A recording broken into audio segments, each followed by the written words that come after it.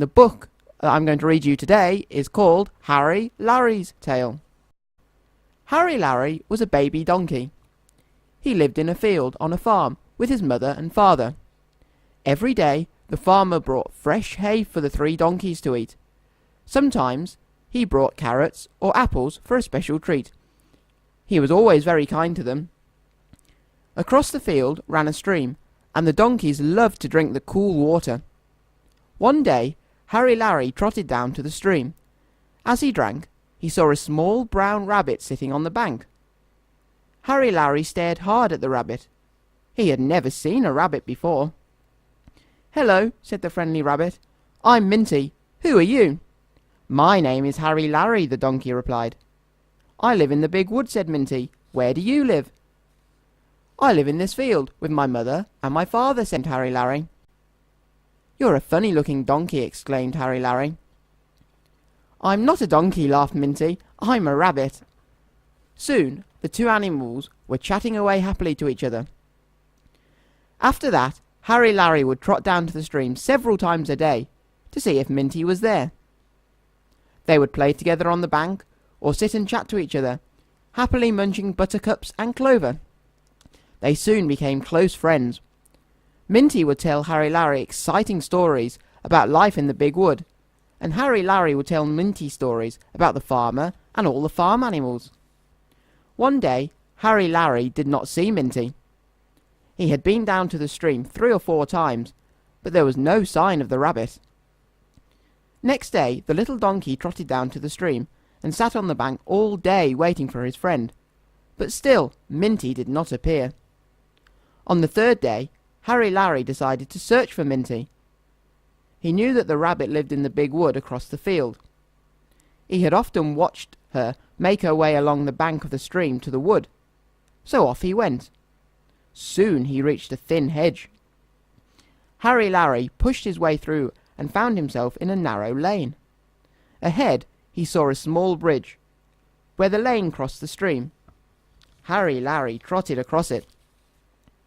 When he reached the other side of the bridge, he could see the big wood in the distance. "Where do you think you are going?" shouted a loud voice. Harry Larry jumped with fright. He looked round, and among the bushes at the side of the lane he saw an ugly little goblin. "Where are you going?" asked the goblin again. "I'm looking for my friend Minty, who lives in the big wood," said Harry Larry. "You are not going anywhere," said the wicked goblin. And he grabbed Harry Larry and pulled him into the bushes. "What have you there, Hobble?" asked another loud voice, and a second goblin appeared. "A baby donkey," said Hobble. "I don't know where he came from, but he will be very useful for carrying firewood for us," he said. "He looks a bit small," said Gobble. "He'll grow," said Hobble, as he tied a rope around poor Harry Larry's neck and dragged him along. Harry Larry struggled and struggled, but Hobble and Gobble were too strong for him, and pulling him along behind them. When they came to an old mill house surrounded by thick bushes, they pushed Harry Larry in and tied him up securely to a metal post. "Behave yourself, or you will have nothing to eat," said Gobble. "If he misbehaves, we will have to beat him," said Hobble. Poor Harry Larry lived in the old mill house with the wicked goblins for several months. They were very cruel to him, and he was so miserable. "I must try to escape," the brave little donkey would tell himself day after day. But it was no use. Every time he tried to get away, the goblins would beat him and give him no food for a whole day.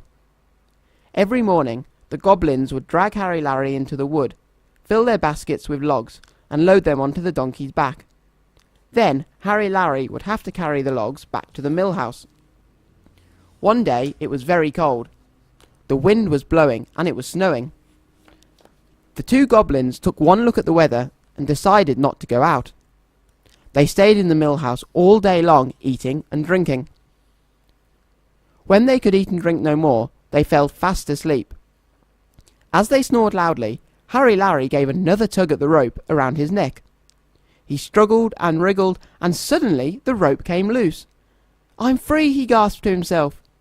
Then he crept past the goblins, out through the door and into the snow. He ran and ran. He thought he heard the goblin shouting after him, but he did not stop to listen. He just wanted to get as far away from the mill house and the goblins as possible. Hobble and Gobble woke from their sleep when they felt the icy blast from the door as Harry Larry crept out into the snow. Gobble jumped to his feet with a bellow of rage when he realised that the donkey had escaped. "What's the matter, Gobble?" muttered Hobble, who was only half awake. "The donkey's gone!" shouted Gobble angrily. "Quick, we must catch him and bring him back!" exclaimed Hobble, his face red with temper. They both rushed towards the door, but in their haste Hobble knocked over the lighted candle, which fell onto some straw on the floor, and soon the whole mill house was ablaze. The two ugly goblins were trapped inside. When Harry Larry reached the wood, he hid among the trees and bushes. He had had nothing to eat all day, and he was very hungry and tired. "I'm lost," he thought to himself. "What shall I do now?" He felt so miserable, he sat down in the snow and cried. Soon he was covered by a blanket of snow. Some time later, Hebe, a small dormouse, came hurrying through the wood. It was growing dark, and he liked to be home by nightfall. Suddenly he stopped in his tracks. "What's that?" he gasped. He heard a low moan. Was it the wind? Hebe was very frightened. He listened once more. Then he heard the moan again.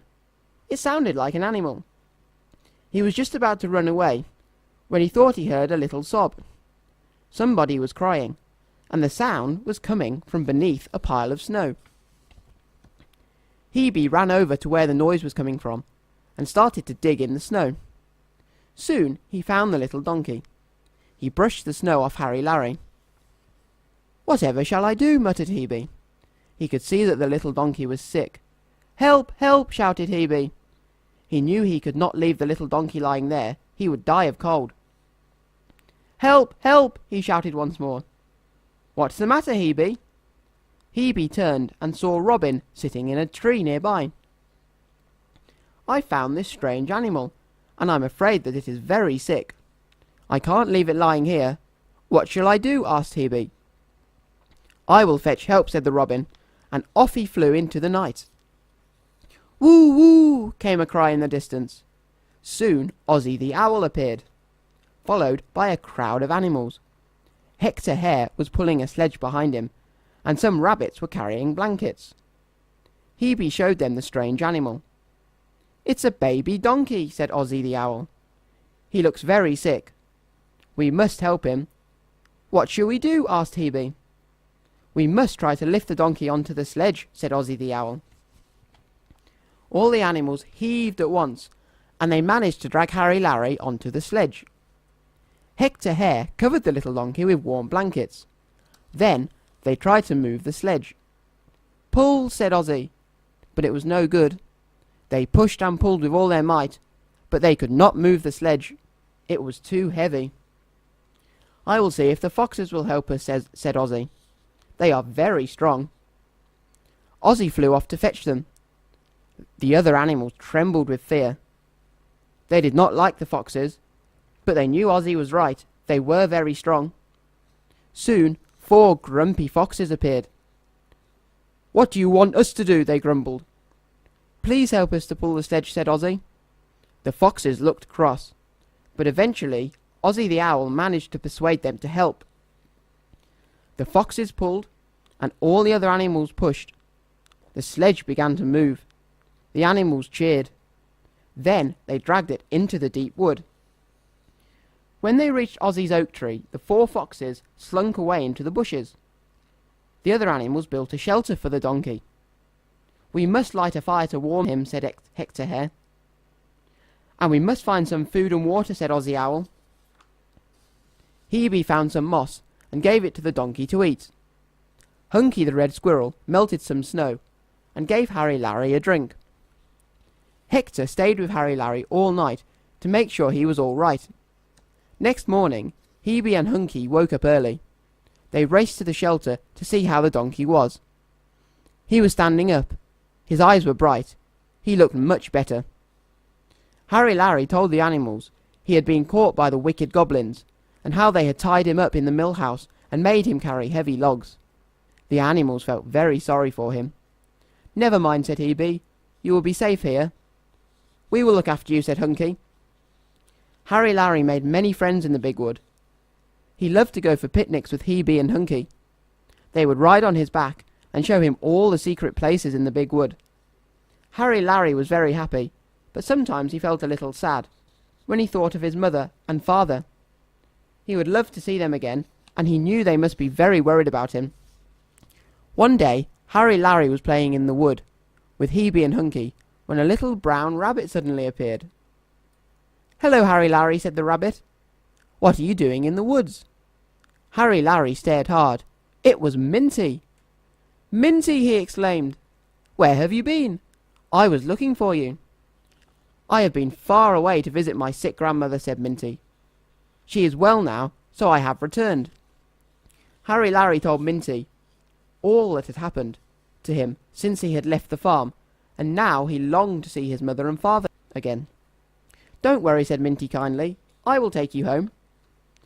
Harry Larry said goodbye to Hunky and Hebe, and then he and Minty raced off through the wood. "Follow me," called Minty as he ran along. Soon they came to the stream, and Minty led the way along the bank. As they neared the old mill house, Harry Larry stopped. He was afraid to go any further. Would Hobble and Gobble suddenly jump out of the bushes? The little donkey shivered with fright. "I will go ahead, and make sure the goblins are not there," said Minty bravely. "Be careful," whispered Harry Larry. Soon Minty was back. "There is no sign of anyone down here," she said. "Come on." Harry Larry followed her down to the mill house. The donkey saw that where the old mill house had stood, there was just a charred ruin, and there was no sign of the goblins. Before long, Harry Larry was trotting across a little bridge, and pushing his way through the thin hedge. He found himself in a large field. In the distance, he could see two big donkeys. Harry Larry brayed loudly and trotted off across the field to join his mother and father. Minty heard the older donkeys bray back joyfully. "Goodbye, little donkey," said Minty to herself. "I'll see you again soon." And she hopped off back to the big wood.